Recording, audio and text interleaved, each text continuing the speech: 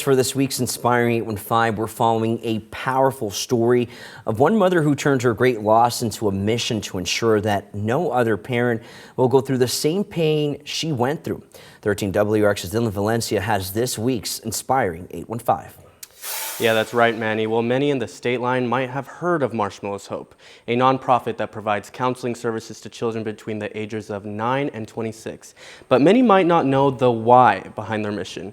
Its founder is turning her tragic experience into a light of hope. Take a look.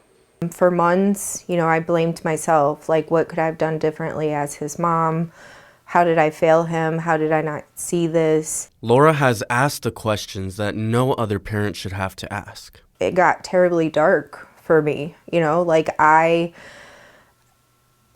was left behind with so much guilt that I didn't want to live anymore. In 2018, her 14-year-old son, Zachary, died by suicide, a day that has marked itself, one she will never forget. So that day was supposed to be the happiest day of my life.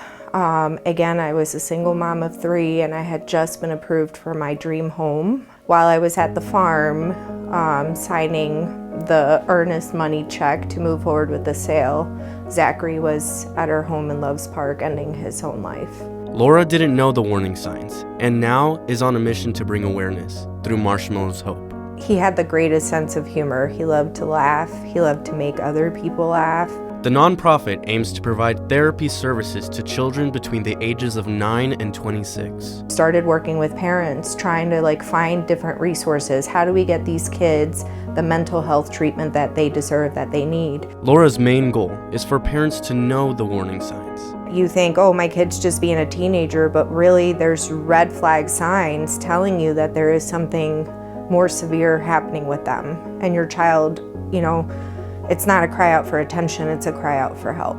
Some warning signs: withdrawal, loss of interest in things they are normally interested in, and out of the ordinary social media posts. So to give you an example, Zachary loved to play the piano. That music never stopped, right? It was 24/7 to the point where it would be 11 o'clock at night and I would be asking him hey, stop playing the piano. But within a few weeks prior to his death, the piano stopped. She believes that Zachary's legacy can provide an avenue of healing to those struggling. I get filled with joy knowing that because of him, we're able to help the Zacharys of the world, the ones who are struggling and suffering in silence. Such a powerful story, and Laura was sharing with me that there isn't a day where she doesn't remember the pain of that day, but she is grateful for the change Marshmallow's Hope is making. And right now a law is in the works in the state of Illinois called the Zachary's Parent Protection Act, which would allow parents of suicide victims job protection and longer bereavement time. She also recently wrote a book telling her story. And as a reminder to all of you, if you or a loved one is struggling, please call 988 and reach out for help. I'll send it back over to you.